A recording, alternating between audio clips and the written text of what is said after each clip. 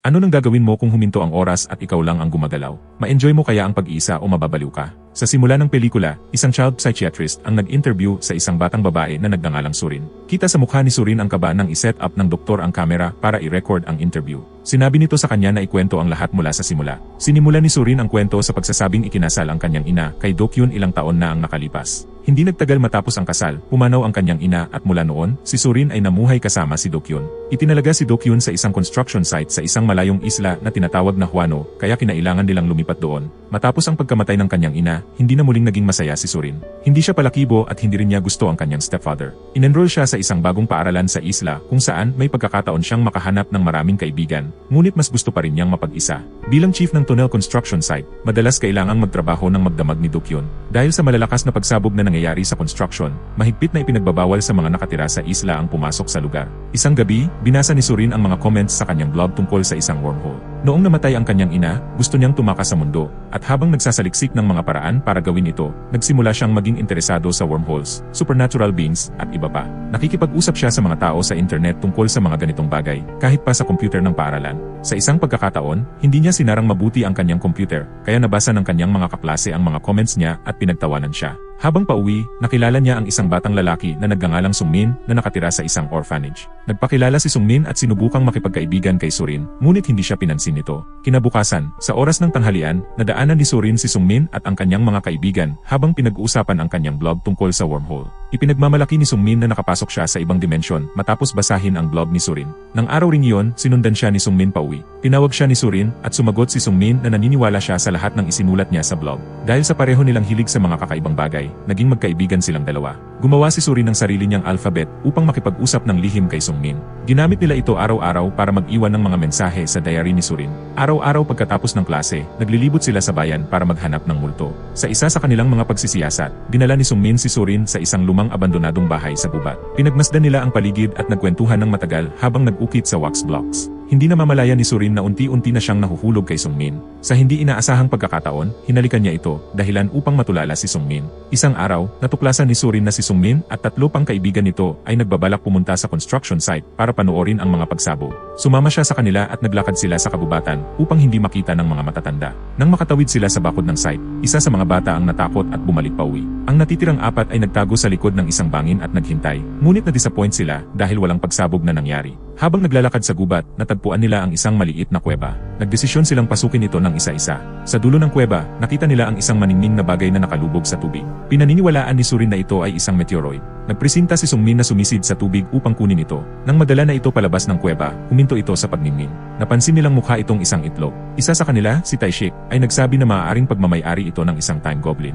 Ikinuwento niya ang sinabi ng kanyang lolo, na sa gabi ng kabilugan ng buwan, lumilitaw ang isang kuweba sa bundok kung saan naninirahan ang time goblin. Sinumang pumasok sa kuweba ay lalabas bilang isang matandang tao. Hindi naniwala ang iba dahil hindi naman sila tumanda. Napansin ni Surin na nawawala ang kanyang hairpin, ang regalong ibinigay sa kanya ng kanyang ina. Bumalik siya sa kuweba upang hanapin ito habang binabantayan ng mga kaibigan niya ang itlog. Nahanap niya ang hairpin, ngunit napansin din niyang bumalik sa tubig ang maningning na itlog. Naguluhan siya at dali-daling lumabas. Laking gulat niya nang makita niyang basag na ang itlog at nawawala ang kanyang mga kaibigan. Hinahanap niya sila sa buong kagubatan hanggang sa dumilim. Sa huli, naligaw siya at napilitang magpalipas ng gabi sa gubat. Kinabukasan, nagsagawa ng malawakang paghahanap ang mga pulis sa kabubatan. Itinalaga si Detective Ann bilang pinuno ng investigasyon. Di nagtagal, natagpuan ng mga pulis si Surin na walang malay sa gubat. Sa kabutihang palad, buhay at maayos ang kalagayan ni Surin. Sa ospital, tinanong siya ng detective kung ano ang nangyari sa ibang mga bata, at isinalaysay niya ang lahat mula sa kuweba hanggang sa maningning na itlog. Ngunit hindi siya pinaniniwalaan ng detective at ng ibang matatanda. Dinala pa niya sila sa gubat upang ipakita ang kuweba,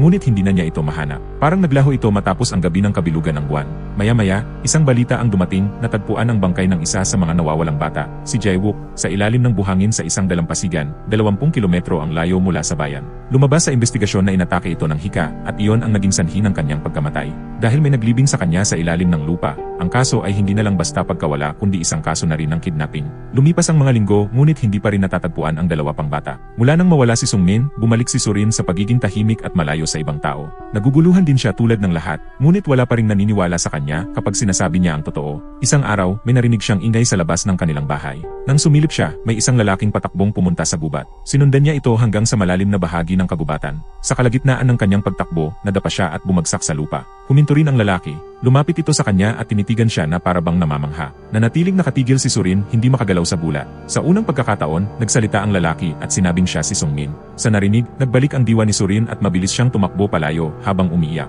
Napadpad siya sa harap ng sasakyan ni Do-kyun at dali-daling ikinuwento ang tungkol sa lalaki. Agad namang ipinaalam sa mga pulis ang nangyari at nagsimula silang maghanap sa kagubatan sa pag-aakalang siya ang kidnapper. Muling tinanong ni Detective An si Surin tungkol sa lalaki at sinabi niyang nagpapanggap lamang itong si Sungmin. Hindi man nakita ng mga pulis ang hinihinalang kidnapper. Natagpuan naman nila ang diary ni Surin, ang parehong diary kung saan siya at si Sungmin ay nagpapalitan ng mga mensahe gamit ang kanilang lihim na code. Laking gulat ni Surin nang makita niya ang mga pahina, puno ang mga ito ng sulat ni Sungmin. Ginamit nito ang kanilang code language upang isulat ang lahat ng nangyari matapos siyang bumalik sa kuweba upang hanapin ang kanyang hairpin.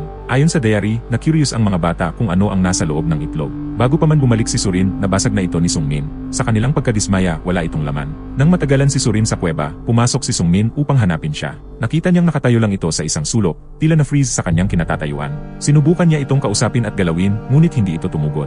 Maya-maya, napansin niyang may isang patak ng tubig na nakalutang sa ere. Lumabas siya ng kuweba at tumingala, nakita niyang ang mga ibon sa langit ay hindi na rin gumagalaw. Nagbalik sila sa bayan at natuklasan nilang lahat ng tao, kabilang ang kanilang mga pamilya, ay tila huminto sa oras. Doon nila napagtanto na sila lang tatlo ang nakakagalaw, ibig sabihin, maaari nilang gawin ang anumang gustuhin nila. Sa unang mga araw, tuwang-tuwa sila. Kumain at uminom sila ng kahit ano, natutulog kung kailan nila gusto, at naglaro sa buong bayan maghapon. Pagkalipas ng isang buwan, nagsimula silang mainip. Pinlano nilang umalis ng isla at pumunta sa ibang syudad upang alamin kung sila nga lang ba ang gumagalaw sa mundo. Ngunit nabigo sila nang mapagtantong ang tubig sa dagat ay hindi na rin umaagos, ibig sabihin, kung susubukan nilang maglayag, lulubog lang ang bangka. Sa kasalukuyan, napagtanto ni Surin na ang lalaking lumapit sa kanya sa gubat ay si Sungmin nga. Huminto siya sa pagbabasa ng diary, dahil ang mas mahalaga ngayon ay ilayo ang mga pulis sa kanya. Kung mahuli nila si Sungmin, siguradong pagbibintangan nila siyang kidnapper. Kaya, nagsinungaling si Surin at sinabing wala siyang nakitang sinuman sa kabubatan. Naniniwala naman ang mga pulis, kaya ipinagpatuloy niya ang pagbabasa ng journal.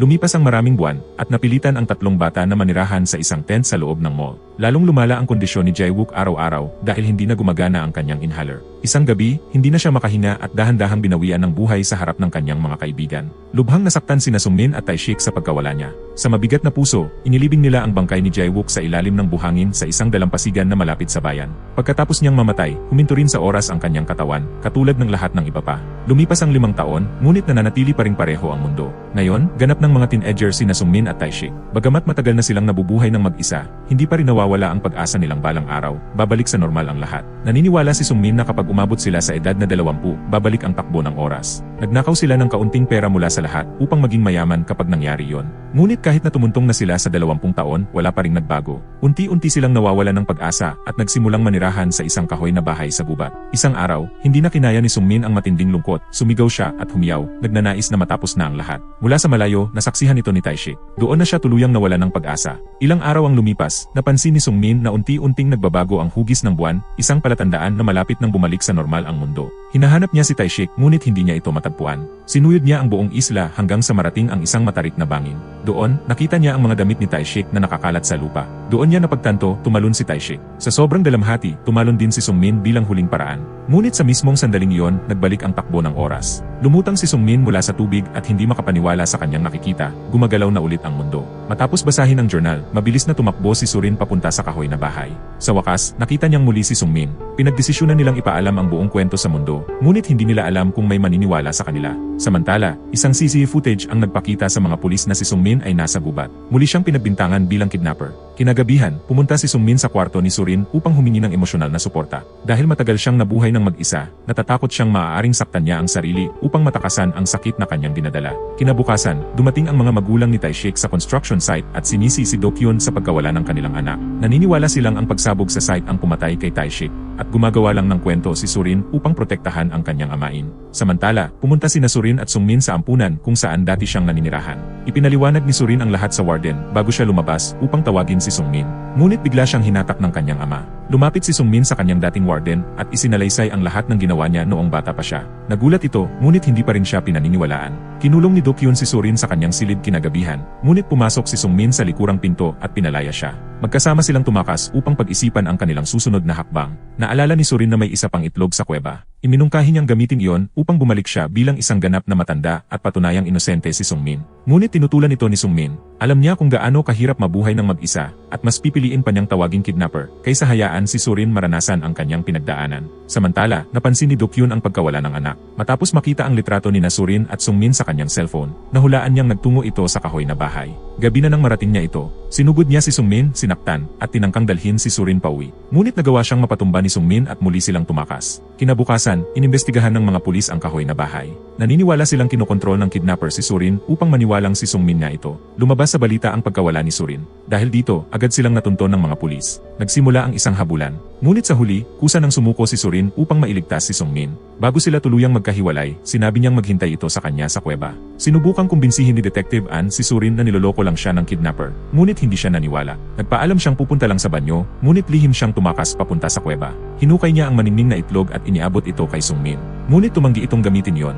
Handa na siyang sumuko at akuin ang kasalanan sa pagkamatay ng kanyang mga kaibigan. Tumakbo siya papasok ng kagubatan at mabilis siyang sinundan ni Surin. Sa parehong sandali, dumating ang mga pulis at nagsimulang habulin sila. Nang makarating sila sa isang bangin, isang pulis ang nakahawak kay Sungmin. Sa hindi inaasahang pangyayari, aksidenteng natulak si Surin pababa. Mabilis na sumaklolo si Detective Ann, ngunit sa huli, pareho silang nahulog. Sa desperasyon, muling binasag ni Sungmin ang itlog. Muling huminto ang oras. Pagmulat ng mata ni Surin, nasa dalampasigan na siya, kasama si Detective Ann. Doon niya naunawaan ang ginawa ni Sungmin. Bagamat isang saglit lang iyon para sa kanya, para kay Sungmin, panibagong dekada na naman ang lumipas. Bumalik siya sa kanilang bahay. Habang kumakain ng hapunan, humingi siya ng tawad sa kanyang ama at sa unang pagkakataon, tinawag niya itong tatay.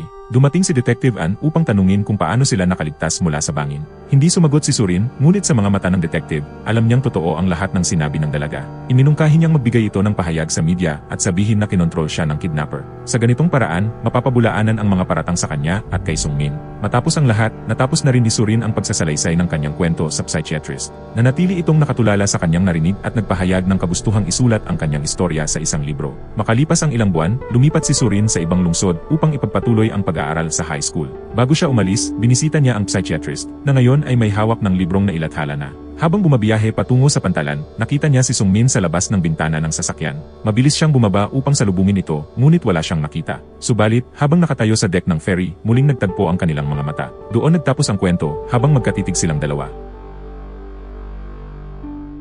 Dito nagtatapos ang kwento, sana'y nag-enjoy ka sa panonood. Tulungan ang channel na ito, mag-subscribe ka na at mag-share, mag-iwan ng comment kung trip mo. Thank you for watching.